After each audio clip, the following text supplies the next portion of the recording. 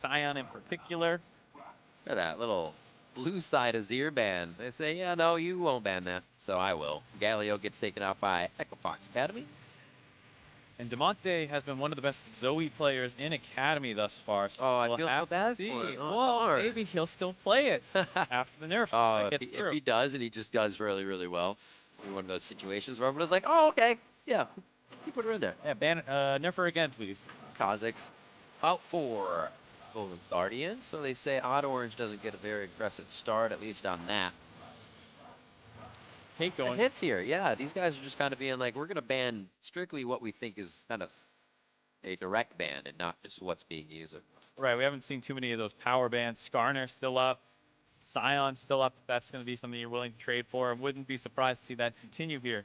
Golden Guardians banned the Scion. So that means it's more likely for Echo Fox to ban the Skarner. If those are the two OPs you're concerned about, you don't want to be able to trade them. So we'll see if this actually does force the Fox ban onto Skarner. Debating. 10 whole seconds. It's like going to turn to Zelina, actually. All right. So they say you take out the Azir. I don't want a matchup that's against the Talia if I don't get that. Yeah, it's interesting. So, I mean, based off how you see typical pick ban trends go, you expect to see the Skarner first pick. And it was an interesting position. Golden Guardians put Echo Fox in there. If there's two OPs left up and you're on blue side, you can either leave both up and take the trade and have the pick of the litter between the two OPs, or you ban one. They're clearly preferring to ban one. Alarim was one of the first guys to break out that Scion pick. So no surprise that they didn't want that falling into his hands. And then it looks like they're saying, Pollock, we don't really care if you get that. But they don't really get a power pick in return, so it's a little surprising. And I guess they're more scared of options Talia. Echo Fox Academy, cold as ice to start things off. Rom Sejuani looking to lock things down. The crowd control is on the board. What kind of power can they put in their hands? Potluck says Jurassic might want this Varus. Has been had quite a few plays on it already in the Academy. I would say that this is definitely something that I consider more of a power pick as well. We were talking earlier in the day about how it has good laning phase, has wave clear, has a good one-item power spike, has engage tools. It seems like a great pick coming up in this meta. So Echo Fox early on, the Braum is strong and Sejuani is strong, but I wouldn't quite call them power picks compared to what Golden Guardians is getting here. And another one. Yeah, throw another one on the list. The Rise made it all the way through picks and bans. Rather face the Rise than the Talia. I can see that though. The early laning phase of Talia is super annoying. The Cassio does get locked in, however, we're going to get that back again in the mid lane. Yeah, that insta lock Cassio. Seen this matchup a couple times already in the Academy. Going to see it once again. And you'll probably see a lot more in the LCS next off this weekend. It's just a classic age-old matchup between the two of them. Point and click CC versus a mobile mid laner. Tier stacking all day. Tier stack Mumbo. Stacking up. Morgana. Banned out. I thought that was Xerath at first. I was like, misclick? Xerath support. Some people like it. Oh my word, don't even.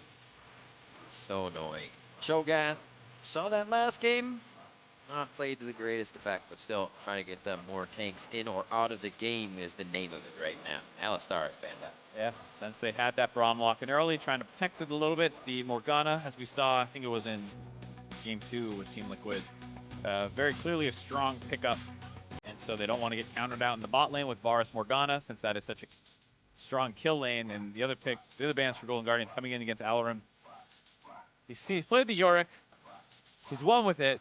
Hasn't looked dominant on it anytime I've seen it, and he's like he's annoying. He's like pushing up in the top lane. You're like, I wish he would stop, but it doesn't feel like the Yorick is winning them the game. So a little surprised to see it on the ban list. He'll make the Bruce Banner minion.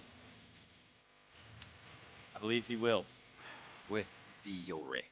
Dig it from the grave. Ooh, are getting locked in. Jenkins gonna try his hand on it this time around. We're still waiting for that. Top lane tank might just be a big Alarim tree if it comes down to it. Could be the big tree, given that the Cho got the Scion ban. That feels like the tank pick people are falling back on the most. And here, annoying team for GGS. Yeah, I mean, I love it. They got a lot of strong picks here. Tom Kench and Varus work well together. Rise is no joke. Skarner, Premier, jungler in the current meta. And then Gnar being able to be a tank, but still bully other tanks. I like Golden Guardians draft. Resident Sleeper. Indeed. Gets himself locked in. So two of the same lanes, actually, you see coming into this. A lot of similar A matchups. lot of similar matchups, seeing the jungle compositions as well. Today, we do get Tom Kench onto the Rift. See if Jurassic goes up against Lost's Ezreal in that bot lane and Papa Chow's Braum. Pretty good matchups on both sides. I like the team. It's really volatile from the side of GGS, so they have great picks. Yeah, these are the exact same top half of the maps on the same side. Right, yeah, it's like, these Yeah, matchups look similar. It's exactly the same. The only difference is the bot lane going for a little bit more early game focus with the Ezreal and Varus matchup instead of the late game focus that we saw with the Jinx Kog'Maw. It'll be interesting to see what happens though, because Varus generally seen as a strong pick into Ezreal, but with the Tom Kench pairing up with it, doesn't quite have that crazy all-in threat that you're scared of when it's Varus Morgana or something like that. Golden Guardians need this win, want this win, and they're going to be gunning for it. Here we are on to the Rift. We'll see what they can do from blue side. Picks and bans, pretty favorable for them. Can they bring that into the game? We'll have to see. Indeed we shall. We'll see if Golden Guardians can play this comp better. We'll see if there's a double kill in the top lane early on. Ooh. If Odd Orange watched that last game, saw the path that Shrimp did, and is like, hey, that looks pretty smart. Maybe I'll give that a go. Interestingly, he goes Precision Secondary on Sejuani instead of Domination for the Zombie Ward. That feels... Just damage, baby. Yeah, I'm surprised. It doesn't feel as good. Has a ton of extra vision. True.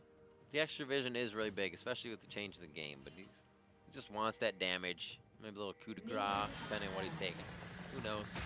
Yeah, maybe some tenacity. Who knows? Maybe some tenacity. Love it.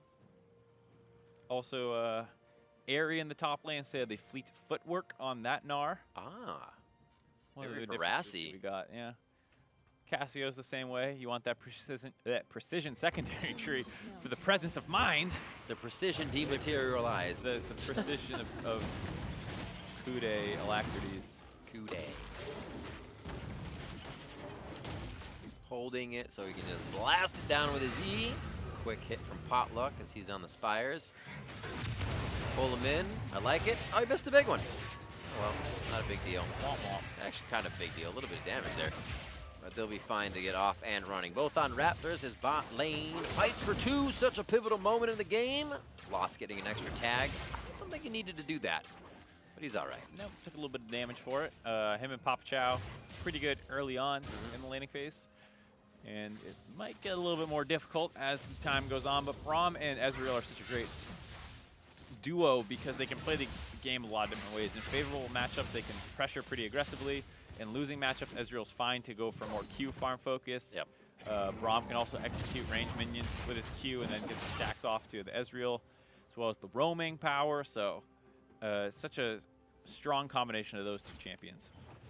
Makes it easy for him, too. You don't have to worry about one of the supports being long range, going in for your relic stacks. Becomes annoying in lane. They're not even in lane right now, though. Having fun. Papa Chow still level 1, actually, as he roams up to give a bit of help to Odd Orange. Not going to hurt the lane too much. We do see Jenkins keeping close, trying to keep that Airy back to him, but also on Alorum, so he can up that damage just a little bit. Hello, Invade. So slightly different clears here. Both guys leaving up their Gromps for right now. In the last game, they went for the full clear into the Gromp into Krugs, which was what gave Shrimp the time. Instead, Odd Orange wants to get aggressive. Things coming in. They felt like it was going to happen. Ooh. I like it. The choice was for Xpecial, the guy who cannot devour himself. So they did have the right target and get his flash. Also, no W yet, so no gray health. Yeah. Or E, excuse me. He has, right, Devour. So, no way to stay extra tanky. Unfortunately, the Arctic Assault went wide. And Xpecial was able to walk out there, only costing his flash. Still a good gank, though, all things considered. Trying to keep the wave off of his turret. Alorum just smashing the minions up. But a good push in here from Jenkins should give him a little bit of trouble and starts to deny more minions. 27 to 19 even to start in the first few waves. That could get bad. Not bad. Not bad, but it could get bad. Well, it depends on either side. Exactly. I was trying to fit that in there, but it still didn't work. It's just like your opinion, man. Oh, God. Oh, God. Oh, God. Xpecial. You are a big man. And you could be a dead man. No, he's good. He's good. They actually have vision of a ward right behind red, so had the idea to go a little bit harder. Could Papa Chow not have flash queued him and potentially killed him? Oh, he could have. I just think he was more afraid of, what the hell is this guy doing? There must be 5 bot. Yeah, I guess. I don't know. Maybe that's what it was. So afraid of the situation. And said there's a mid lane gank coming in. Oh, good room prison. Oh, flash to the other side as well. I should stop just, and I should say things. As Odd Orange makes his way to safety. It is hype. Things are crazy. After Grigg steals last game, my vocab went down a few words, and I just had to scream. Intelligence down, hype up. Tier. Getting charged up as all sums used to get back to mid and for a fight. And worth noting, something we didn't talk about too much is bone plating, a new rune in the resolve tree. You saw it there. They get these little green circly things around them. I assume those are bones, but I am not smart enough to identify them as such. Absolutely. And they get 3 hits that reduce damage, flat reduction, and then they go away. Usually what you see people do is they proc them, then they walk away and don't trade with the bone plates up. And it's a really interesting one. Some people think it's broken. Some people think it's just okay if you can play around it properly. Yeah, I want to keep my eye on that because there's so many changes 8.4. It's hard to track all of them at once. But this seems like a game with a lot of bone plates. I think I've seen it on 3 or 4 channels. So this game, Mark, is specifically looking for green swirlies. I will not talk about anything this game, Riv, but bone plates. And green swirlies. I like it. I like it. We're going to get some in-depth discussion here. Philosophical bone plating. Wow, tiers everywhere, actually, to start. Just got one in the bot for Lost as they get it back, come in. Pretty even CS there, and obviously Demonte charging his up. There's the bones. See there it is, yeah. It looks kind of like a cartoony cow skull from the desert. Triangle bone. Yeah. I don't know what bone that is. It's fun bone. Funny bone. That's what you need. Oh. They're going to be good. Thought he was actually going for a fight, but no movement from Bob Chin. He's level 6. Did decide to round warp all the way down.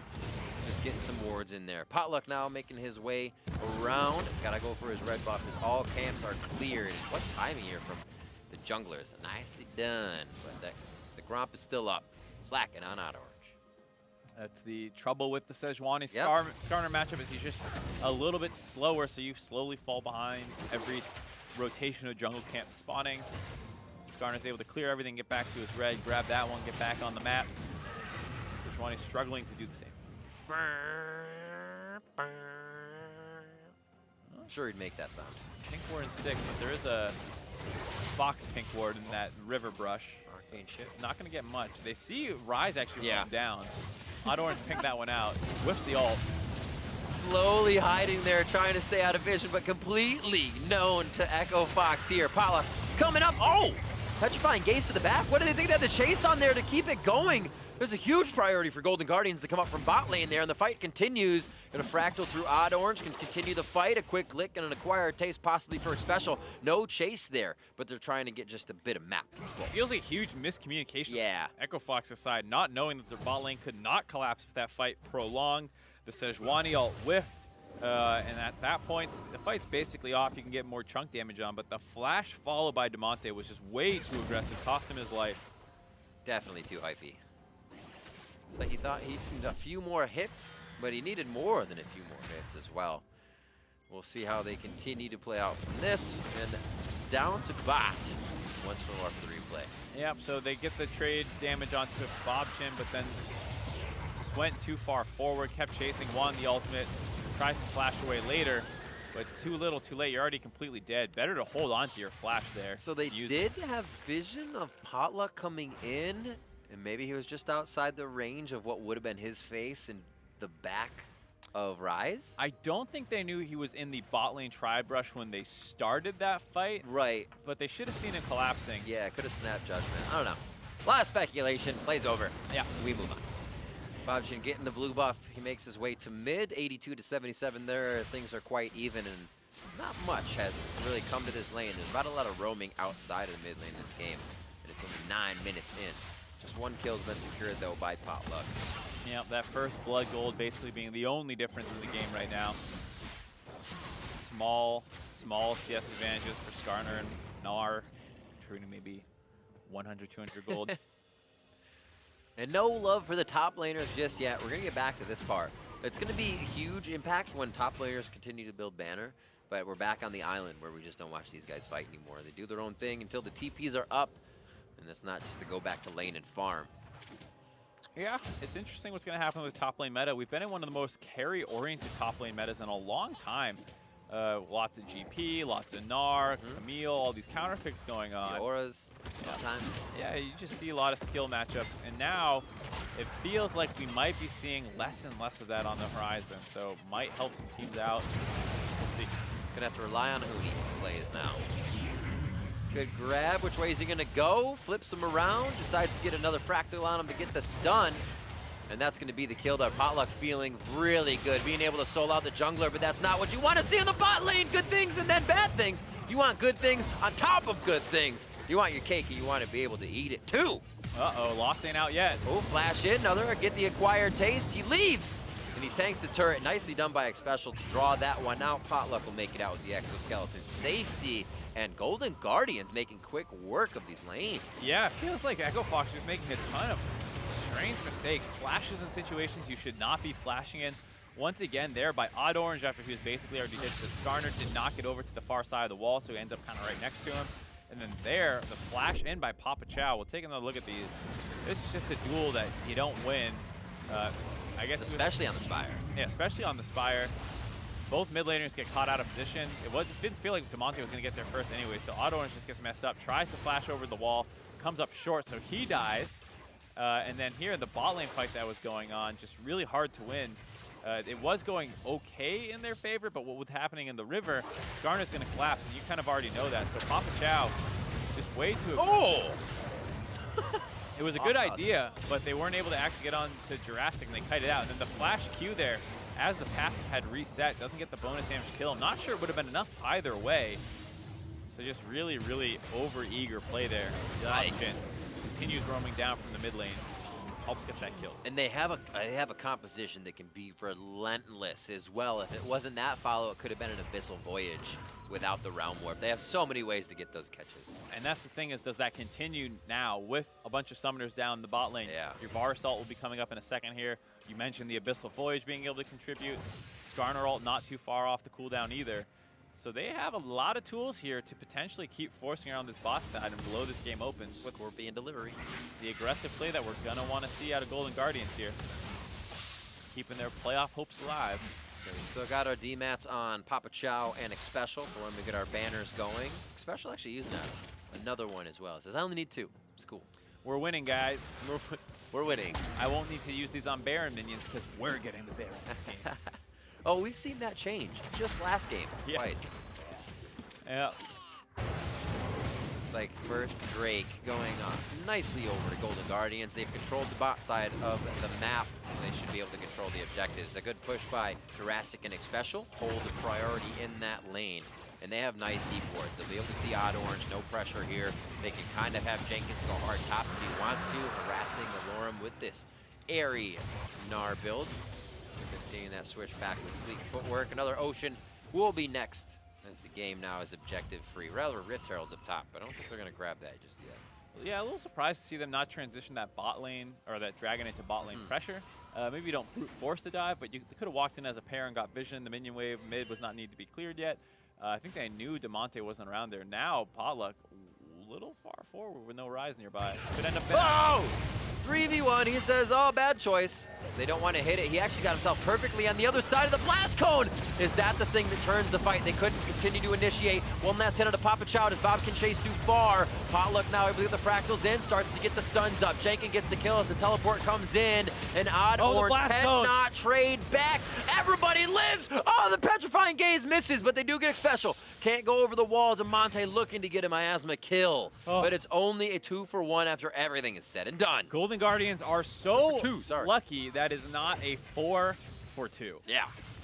That was such a misplay on how they approached that situation. They could have gone for that earlier after finishing off that dragon. Instead, they wait, and now they're not synced up between their jungler and their mid. Potluck face checks the brush that they're waiting for him in. He gets chunked out really hard. Now your bot lane is running through the turret, trying to get involved in this play. Bobchin's coming up the lane too far by himself. Everyone's getting hit by that Ezreal AoE damage. Then your teleport's coming in on the wrong side as well, so Jenkins does finish off that kill, but now he's playing catch-up to try and help his team out. And if Cassiopeia was in this fight just a moment faster, that's 2 more kills going in her favor. Jurassic there getting stuck for a second on special as you try to get out. A lot of chaos in that dive. And I always like to kind of look at those situations and think to yourself, if it's taken like longer than 5 or 6 seconds to set up and it doesn't look like the enemy is reacting, they probably know something's going on and they're setting you up. Right, it was kind of one of those things where our bot lane hasn't had pressure for a couple minutes. Yeah. You just took a dragon, like, we know you can dive us. They were prepped and ready. Odd Orange with a good hold towards the bot side. I can see why Potluck did it. They did see him on a ward, and he held a long time down there. They used that time down there now to get an advantage on the top side. Rift Herald to be used, and Jenkins gets a little more help in the lane. He's pretty even in, but a kill with this last fight, Rift Herald helped catapult that down into a second-tier turret very quick. Looks like Potluck's going to grab it, actually. Yeah, so not even side lane. Okay. Getting that scoot on that Skarner. Yeah.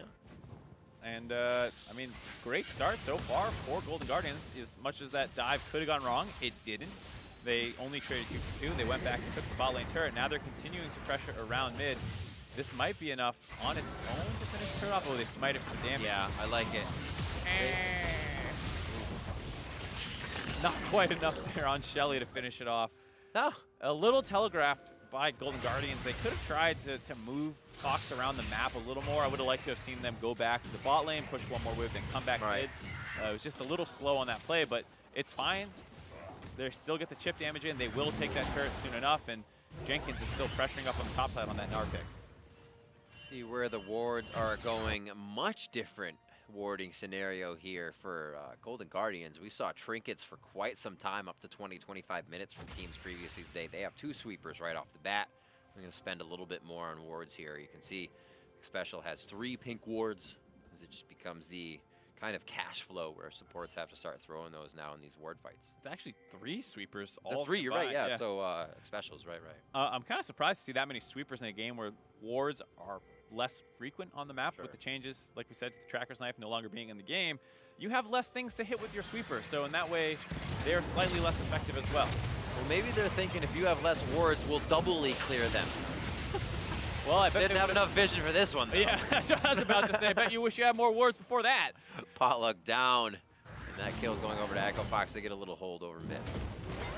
Yeah, and there was a ward to spot one person coming in from the jungle, but they had no wards in the bot river. See that escape path cut off, so no idea for Potluck that he was getting wrapped around on.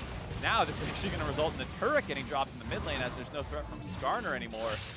And the gold lead starts to shrink after it looked like it felt like Golden Guardians was up about 3K ready to run away with the game. I feel like those kind of turns, while mid-turret on the other side for Fox can fall immediately if something happens, those kind of turns are the hardest to kind of figure out for a team because that was Golden Guardians' turret just a second ago, and they lost their mid. They lost all that pressure they just used Rift Herald on, and they don't have any vision set up to kind of guard that turret being down.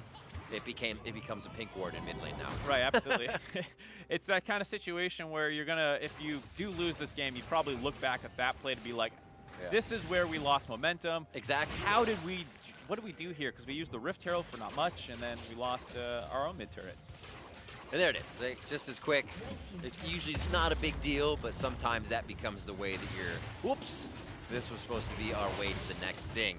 Remember, after this, the EU LCS rebroadcast, I should say, going up earlier today. You can see all their beautiful Baron, or I should say Banner and Baron plays themselves that they had over there across the pond. So make sure to keep tuned in for that.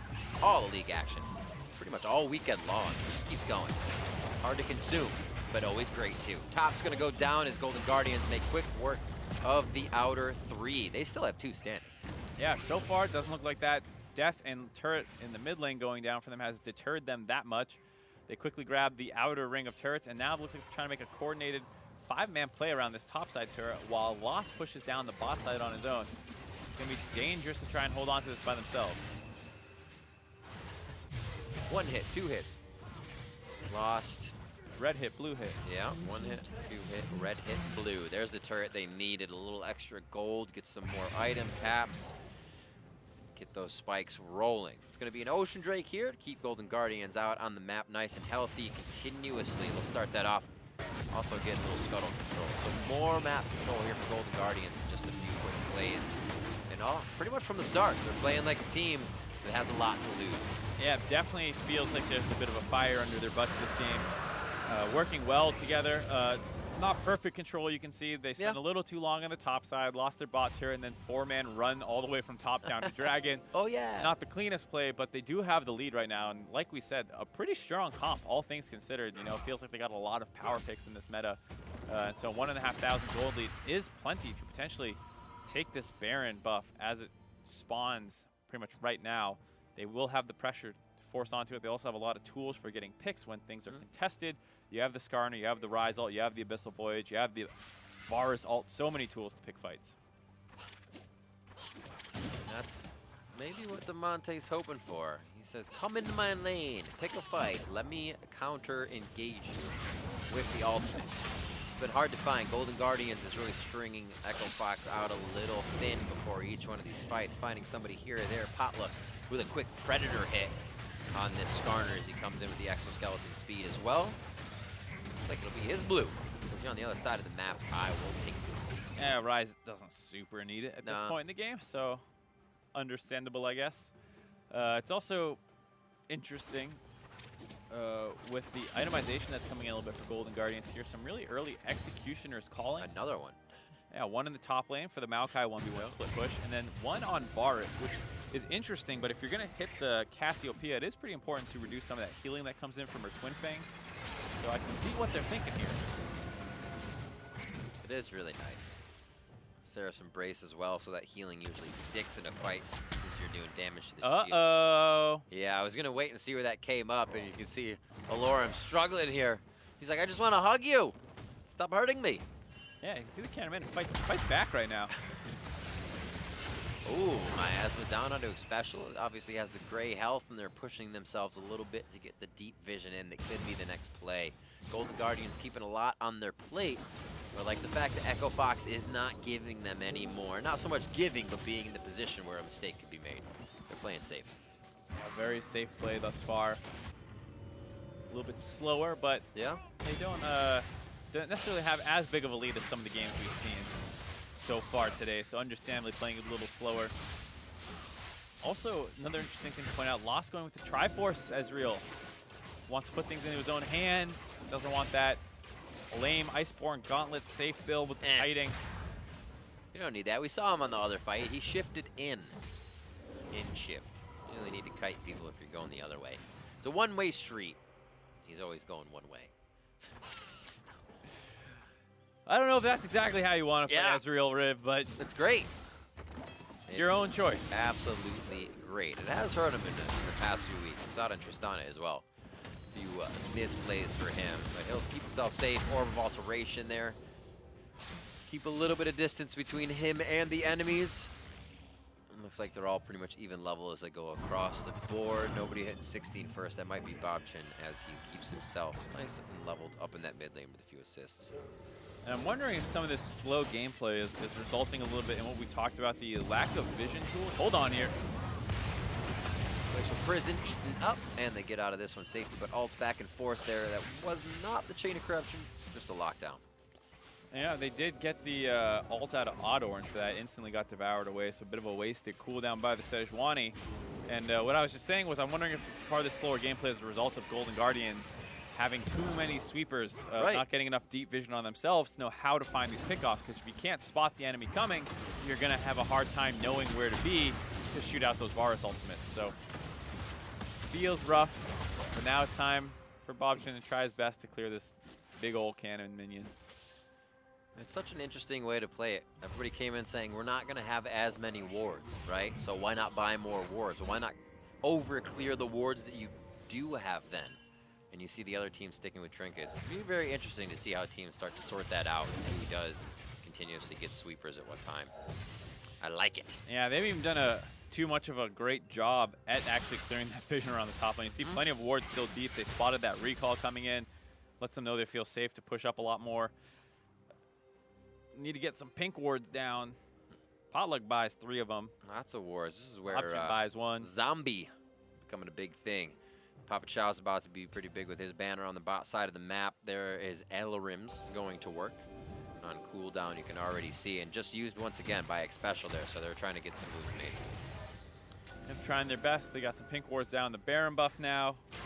Gonna need to advance that vision deep into the enemy jungle where they don't have any wards quite yet. They get the mid lane priority. They start moving in together, hopefully. Just like he drew it up. Remember, this is playoff hopes for Golden Guardians. If they lose this match, FOXA is able to knock them right out. They move to 8 and 6. Feel a little bit better about their positioning as well. Here towards the mid lane, Potluck with the left side. Knows he doesn't have a straight target to ult in as Skarner. He decides to let the bot lane push here. Bobchin should be able to do a bit of work. Yeah, going for this 1-3-1. Their mid lane is just being focused down by the AD carry, support, and jungler. Bobchin against the Rise. Woohoo! 2v1. Nice. And then the Gnar is working up on the top side. Problem is with this, it doesn't feel like they're playing it quite aggressive enough. Infernal spawning in 10 seconds, so they're fine to back away from the top side of the map for now, work their way down to that Infernal Dragon, but I hope FOXA keeps a fight around this point. It's unfortunate they can't have the Blade of the Rune King completed on Lost yet, but Demonte's at some pretty big power spikes here and should want to take this fight. Instead, looks like we're going to pressure around the Baron. Do they? Yeah, you saw Potluck saying, hey, look, they're going to give us Inferno. Quick, go, go, go. Oh, my God, they're at Baron. This may be the bait that they need. A nice Q over. Uh-oh. Very nice piercing arrow to just say, we know you're calling bluff. You haven't destroyed the ward in the pit to give us vision. Yep, so they do scare them off it. In the meantime, Bobchin solos the Infernal Dragon, so not much working for FOXA there. Don't take the fight. Tried to bait the trade to get a fight, but Golden Guardians put it slow and steady. Banner's back up on that bot lane for special. Decide where he wants to use it. The 1-3-1 continues here with both teleports being up for Jenkins Bobchin, so it's up to FOXA, like you said, to kind of take that fight, figure out where their entry is. They don't have too many wards around here for Golden Guardians to get to. Everything's been placed forward, so that would be the fight to stop them on. At least they get control of the jungle. Golden Guardians are giving FOXA respect here. Yeah, they do take the blue buff, and they have okay vision. I wouldn't mind seeing them just burn this down and start this off. Golden Guardians aren't really in position. I feel like they have a plenty of damage. Not going to go for it, though. Instead, just going to camp next to it and hope they get the face check. But you see Golden Guardians just aren't contesting. They could have just done the Baron at this point. There is one ward to spot them, actually, that they have Ping's vision on. No, I want to fight. They continue to put wards down. They say, don't clear them. It gives them vision. So, no, we're not doing it. So now they start it up 20 seconds later than they actually could have started it up with vision. Everything now on the side of Golden Guardians can retaliate to this Baron. 2,500 HP, but they cannot break the distance necessary. Inside the party pit, what's going to happen? Pollock says, I'm in, boys. Let's go. He gets odd orange. They're going to lose the jungler. Not the worst to get the Baron buff off of, but Golden Guardians tries to make a snap judgment here. Yep, not a bad call by FOXA. They use all their ultimates that are usually used for engage to keep Potluck far away from the pit so they can get that one for free. They do lose a couple of flashes to get out of there. Cassio and Alarim, no way to hop the wall. Papa Chow and Lost get out scot-free. There is this temporary moment where Golden Guardians has the man advantage. They're going to do their best to pressure up now, but it is against Baron. Oof. Have to be careful. It would be a lot more interesting if Baron did something to the enemy's minions as well, but you got to consider, is the buff going to cost you more than you'll be able to possibly get? Minion waves aren't readily pushed for FOXA. Alorum could work top side if they get there, but it looks like they're going to say bottom. They say you want to protect top. We're going to crush down this turret before we get out. How long is overstaying here for GG's, though? Well, gotta say, feels like they overstayed a little bit. They realm warp down to the bot lane. They trade the turret, but this is a... Now you got a Baron rush. They got a Bruce Banner creep going up in there. This is going to be mid lane turret down for sure. They're going to try and hold on the next one. Maokai not really in position, though. He actually went bot lane. It's one of those things where cannon creeps are so strong, it almost feels better to 5-man defend it and make sure it's going to be safe. Here, you're going to watch a special run up and minion dematerialize it. There you go. Oh, my word. And there's the late TP. Your minion's already dead, bro. Dematerialized. They got the caster, the wizard, on the top side here to fight in. Doink. It actually still does reasonable damage. Look at that. Magic missile! I'm attacking the darkness. They're on to getting the fight. I don't even know who's getting hit. Potluck. He got absorbed, he got knocked, he got popped, and now he's down. And Xpecial's about to take the damage next. No, Jenkins puts himself in the frying pan. And they're about to now take down the inhibitor. What a quick turn. It was GG saying, we can get the mid turret, we can get the bot turret. Look at all this we can get off that Baron mistake. They knew exactly what they were doing. It wasn't a mistake. It was the elongated push down mid. And they still have that super wizard in the back line throwing those magic missiles. No way to defend against it. And with 15 seconds left, they could potentially end the game here with a good strong. push. What level is that wizard? He's doing big damage now. They got the tank siege minion in there. They are on to the nexus. And what a turn. The game Golden Guardians needed to win to keep their playoffs hopes alive is being shredded now. And the nexus damage 50%, the 10%, the shots from the minions keeping it alive, lost forward, lost with the last few attacks, and Echo Fox take down Golden Guardians. Super close there, but you see how important Baron buff is. Golden Guardians are winning the entire game. They get a little lax around Baron buff. They lose it. They overstay a little bit on the bot side. And even though there was a misplay by Echo Fox allowing Xpecial to run forward and dematerialize the cannon creep, the Wizard still is there to win them the game. And then they pull the trigger because they feel like they're going to lose their base. They engage, but they're behind against a Baron buffed up team with extra stats. They lose that fight, even though it kind of happened underneath their turret, and then they lose the game. I think they forgot how fast they would actually be coming back out of base, home guarded, trying to make a play and saying, we kind of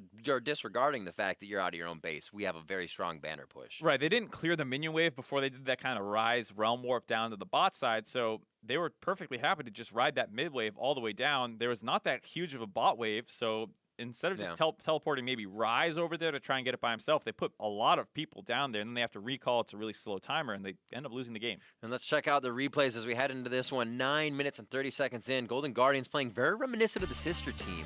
Great early games. These plays left and right, turning the team on their head, and it just seemed to fizzle, but these plays were working out. Yeah, early on, you saw how important it was that their draft gave them all these power picks. Like the Skarner basically just out-skirmishing Odd-Orange here and winning that fight. And then the bot lane as well, being able to then win this 2v2, play it very well, and Potluck collapses to get this kill. Like we said, Pop Chow probably going to die there for flashing in anyways. Lost gets collapsed on. Here comes that Rise pick, which is so strong now, able to Realm Warp in, join in on that fight, get a third kill.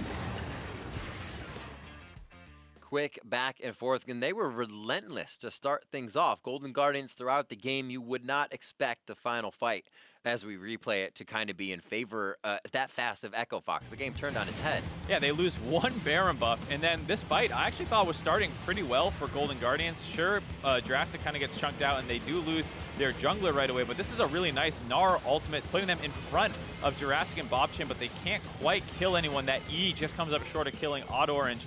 So he's able to sit in the back, heal up a little bit there before that final push comes in.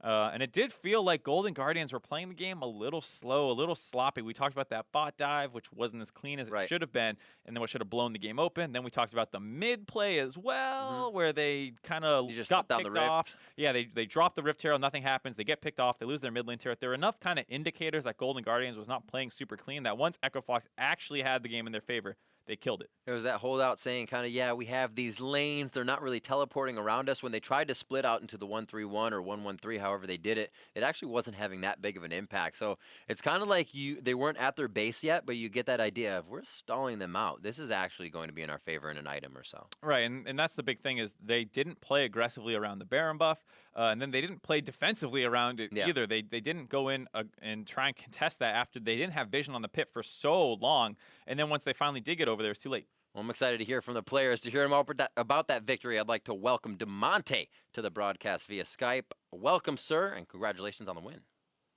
Thank you so much, guys. How's it going? It's not going too bad. It was a pretty intense game to watch. The early game was just in Golden Guardians' hands. What was kind of the communication? Is they were just kind of pulling you guys all around the map?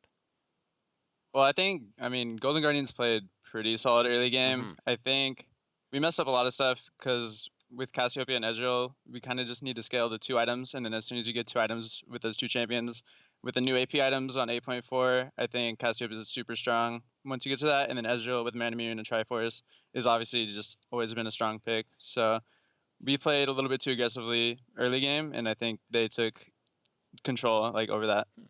talking about your guys' comeback into the game, it came off some risky split-second decision-making. You had the Baron sneak, and then later that late-game push. What's the communication like there, and how confident were you guys in those calls, or was it like, oh, thank God that worked out?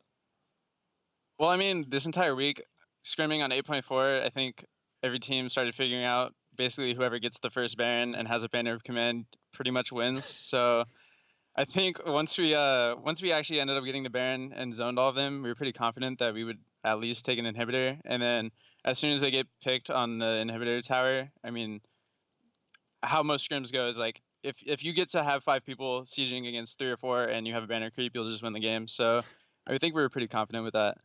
Absolutely. Now, moving forward, you guys obviously have pretty good positioning as you move your way to playoffs and look for that. How is the team feeling as you guys kind of head forward? Are there any troubles you're just trying to kind of iron out here, or are things feeling good? I mean, things are feeling pretty good. I think we started out the season really strong, and then we hit a little bit of a dull moment in the season where we kind of slumped, and now we got another 2-0 week, first one since week 1, and it feels pretty good because this week was super important. We're pulling ahead of all the other teams that are fighting for 4th. So I think as long as we keep this up, we're in a pretty good spot. Speaking of fighting all those teams for 4th, there's a ton of teams behind you, 1 game back, 2 games back, a couple weeks to go here. Are there any games or opponents that you've kind of pinpointed as critical ones to win, or people you're really watching out for, putting a little extra focus on? Well, next week we play Clutch and CLG, both who are 1 game behind us in the standings. So I think once that comes around, I mean, if we can beat both of them, I think we're clinched for our playoff spot. So that will be very important, obviously. And then other than that, I don't think we're really focusing on the other teams too much. We just are going out there and trying to win our games. All right, DeMonte, thank you very much. Congratulations on the win, and best of luck as you guys shoot for that playoff spot. Cool. Thank you, guys. Absolutely. So that is all the games we have for today. Let's see how the standings shake out after week 7. FlyQuest holds the top spot in Academy, followed by Cloud9 and Team Liquid, who are now tied for 2nd. Echo Fox has sole possession of 4th place, but they have 4 teams right behind them in 5th. Yes, that makes sense. 100 Thieves are only 1 win behind that pack of teams, with Golden Guardians in last and now out of playoff contention for the split. Academy waves goodbye this week, but the NALCS says hello as it returns tomorrow with the same matchups. That is absolutely beautiful. They may not be as crazy as today, but we are going to get to see how the LCS pros take to the new change. Team Liquid vs 100 Thieves is obviously kind of the highlight match for tomorrow. It's going to be really interesting because TL has felt really up and down all split, and then 100 Thieves had like a really hot start, a really weak middle, and feel like they're turning it around. So this is actually a great barometer for both teams at this point in the season. Good word. I like it. So if you need to feed your league esports addiction right now, fret not. Coming right up is the EULCS rebroadcast, so you can catch up on the games you missed from this morning before they return live tomorrow at 8 a.m. Pacific, 5 p.m. Central European time. Now, before we sign off for the night, we also want to call some attention to Season 3 of City Champs. Our friends over at Super League Gaming run nationwide tournaments for players of all skill levels, where you can meet other league players from your city and play live on the big screen. So whether you're a diamond, duo, or still working on those silver promos, check out superleague.com for more details on how you can represent your city and play like a pro, just like Mark over here. For myself, Mark, and the entire Academy crew, thanks for watching, and we will see you next week. Thanks, Mark. I appreciate the support.